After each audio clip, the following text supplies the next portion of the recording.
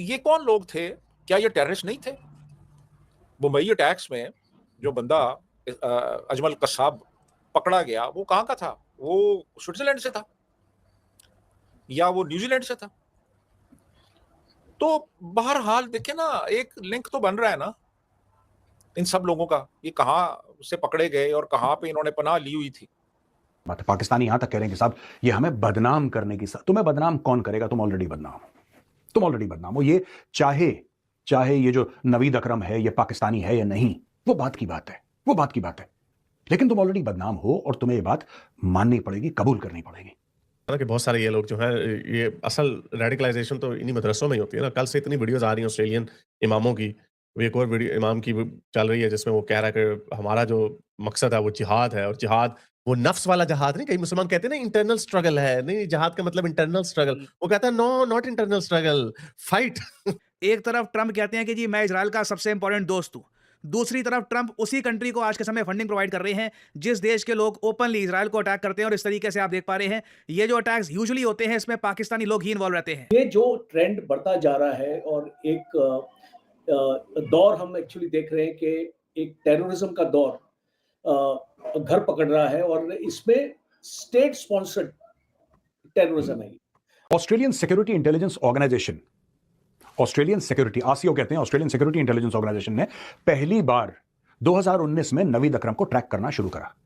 जब इसकी हरकतों से, ऑनलाइन चैटर से, इसकी बातचीत जिनसे है, उठना बैठना जिनसे है, यह पता लगा कि this person could be dangerous. अब इन्होंने क्यों उसके ऊपर एक्शन नहीं लिया, आई डोंट नो। प्रॉब्लम यह भी है कि अगर आप कुछ एक्शन लें तो वहां पे बॉडीज खड़ी हो जाती हैं, इस्लामोफोबिया ये कुछ करे, ये कुछ करे। अगर आपने कुछ एक्शन ले लिया तो आप इस्लामोफोबिक हैं। और गोरे बड़ा डरते हैं यार इससे, they are very scared of this. किसी ने इस्लामोफोबिक बोल दिया, किसी ने रेसिस्ट बोल दिया, तो गोरा वैसे ही दुबक के बैठ जाएगा। तो लोग इस्तेमाल करते हैं, लोग इस्तेमाल करते हैं, खुल के ये कार्ड खेलते हैं यार इस्लामोफोबिक आदमी। और हमारे यहाँ आपको बड़े शरीफ नफ्स भोली सी आवाज में कहेंगे, देखें जी ये तो जी हमारा जो अकीदा है ना, हमारा मजहब जो है ना वो इसकी इजाजत नहीं देता। यानी वो ऐसे बता रहे होते हैं जैसे ये जो टेररिस्ट है ना वो इजाजत पहले मांगते हैं इस्लाम साहब कि हम ये काम कर लें, इजाजत नहीं मिलती। इसका मतलब हमारे यहाँ जो बर्बादी होती है, जो गुंडागर्दी होती है, जो मसाजिद में मदारस में जो कुछ होता है, जो जो गंदे घिनौने खेल खेले जाते हैं, क्या वो इजाजत लेके किए जाते हैं कि ए माय डियर इस्लाम, क्या हमें इजाजत है कि हम ये काम कर लें? तो कत्लो गारत गरी होती है, क्या वो पूछा जाए? ये यानी एक लफाजी है जितनी कर ली जाए। Osama bin Laden, most wanted terrorist of the world, वो एबटाबाद से पकड़ा जा रहा है।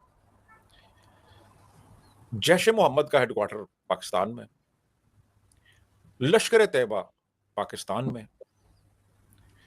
तो ये कौन लोग थे? क्या ये टेररिस्ट नहीं थे? मुंबई अटैक्स में जो बंदा अजमल कसाब पकड़ा गया, वो कहाँ का था? वो लेकिन ये खुल के करते हैं, ये पहले जब मैं आया था ना 2002-3 की बात है, तब ये छुप-छुप के करते होते थे ये बातें। तब ना यहाँ पे एसबीएस चैनल या कभी-कभार चैनल 4 उधर इंग्लैंड में, उनकी कभी-कभार सीक्रेट रिकॉर्डिंग होती थी। वो कोई जाएगा, कोई जर्नलिस्ट मस्जिद में जाएगा, सीक्रेटली रिकॉर्ड करके आएगा, सबटाइटल्स लगाएगा, देखो जी स्कैंडल बनेगा। ये मैं 2004-5 की बात बता रहा हूँ। अब यूट्यूब के ऊपर खुल के ये बातें इस तरह की कर रहे होते हैं। तो इसका कसूर किसको जाएगा? जो भी आप कह रहे थे मुझे व्हाट्सएप पे कि ये असल तो थर्ड वर्ल्डर ये हुए। कि कोई कईयों की वीडियो देखें तो देखी नहीं जाती हैं, लेकिन कितने लोगों ने उसकी मजम्मत की, आप मुझे इसका जरा अंदाजा करें। आज भी बड़े बड़े लीडर जो हैं वो उसकी मजम्मत करते हुए 7 अक्टूबर की, हमारे यहाँ उल्टा मामला है। जिस रोज ये इतना बड़ा सान्या हुआ, मैं टीवी पे देख के हैरत में डूब गया। हमारे बड़े बड़े नामी गिरामी जो चैनल हैं उन पे ऐसे शो किया जा रहा था जैसे यहूदियों ने पता नहीं कौन सी साजिश की है, क्या उन्होंने मुजालम किए हैं, तो दुख भरी कोई लोग उठे हैं तो ऐसे हुआ है। मतलब सुनने वाले को कुछ समझ नहीं, मैं तो चूंकि पढ़ने वाला हूँ, बारीकी से चीजों को देखता हूँ, हमारा जो आम तबका है वो इतनी बारीकी में नहीं जाता।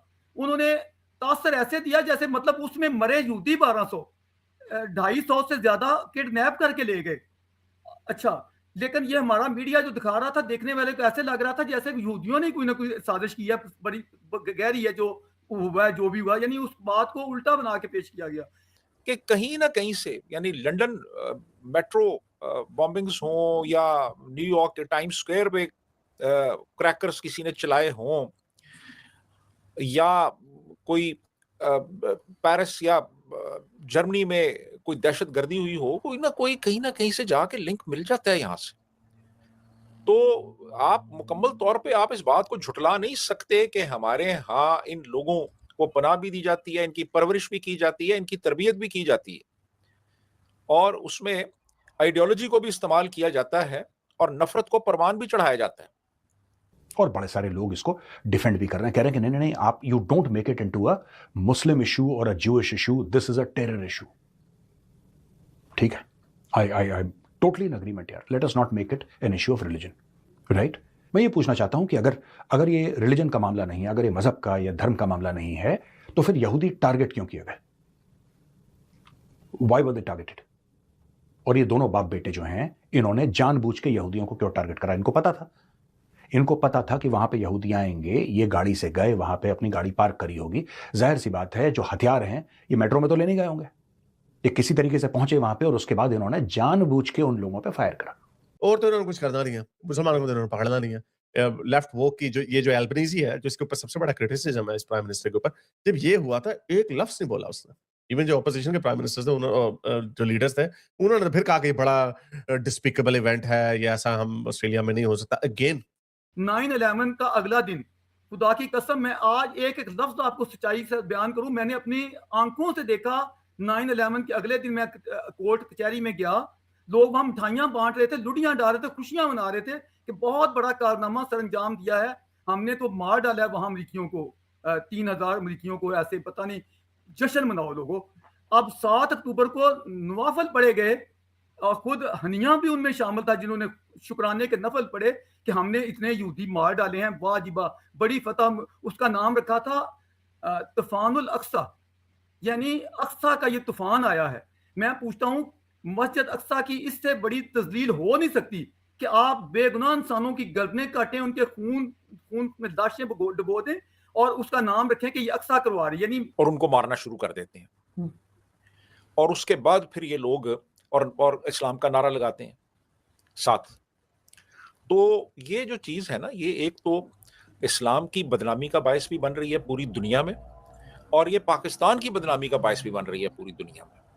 और हो सकता है कि एक दिन आ जाए कि मुसलमानों की भी प्रोफाइलिंग शुरू हो जाए पूरी दुनिया में, कि जी जो बंदा मुसलमान है उसकी स्क्रीनिंग करो कि क्या ये टेररिस्ट तो नहीं है। ये वक्त भी आ सकता है, पाकिस्तानियों की भी प्रोफाइलिंग शुरू हो सकती है कि जो शख्स पाकिस्तानी है इसकी स्क्रीनिंग करो, चेक करो, ये कोई टेररिस्ट तो नहीं है ये। तो इस मकाम पे ये लोग हमें मुसलमानों को भी और पाकिस्तानियों को भी लेके जा रहे हैं, जब प्रोफाइलिंग होगी इनकी बाकायदा। नमस्कार दोस्तों, स्वागत है आपका भारत रिएक्ट्स चैनल पर। दोस्तों, ऑस्ट्रेलिया में जो टेररिस्ट अटैक हुआ, जिसमें जिहादियों ने स्पेसिफिकली ज्यूज़ को टारगेट किया और उन पे फायरिंग करी, उससे पूरी दुनिया में गुस्सा है, क्योंकि ये ह्यूमैनिटी के खिलाफ है। आज तक जितने भी बड़े टेररिस्ट अटैक हैं, उन सबका कनेक्शन कहीं ना कहीं इस्लाम से है, इसलिए अब लोग खुल के इसकी चर्चा कर रहे हैं। एक्सपर्ट्स का मानना है कि इसका एक मेन रीज़न मदरसा में मुल्ला और मौलवी के द्वारा जिहाद के नाम पर रेडिकलाइजेशन फैलाया जा रहा है, जिसका नतीजा मासूम लोगों को भुगतना पड़ता है। और अब इसका लिंक पाकिस्तान से भी बताया जा रहा है, क्योंकि इन सबको पता है कि पाकिस्तान टेररिज्म का एपिसेंटर है, जहां बड़े बड़े टेररिस्ट सेफली रहते हैं, फिर चाहे वो उसामा बिन लादेन हो या फिर अजमल कसाब। कुछ प्रमुख टेररिस्ट ऑर्गेनाइजेशन जो कि यूएन द्वारा डेजिग्नेटेड है, वो भी पाकिस्तान में सेफली रह रहे हैं, जो कि भारत को नुकसान पहुंचाने का हमेशा मौका ढूंढते रहते हैं।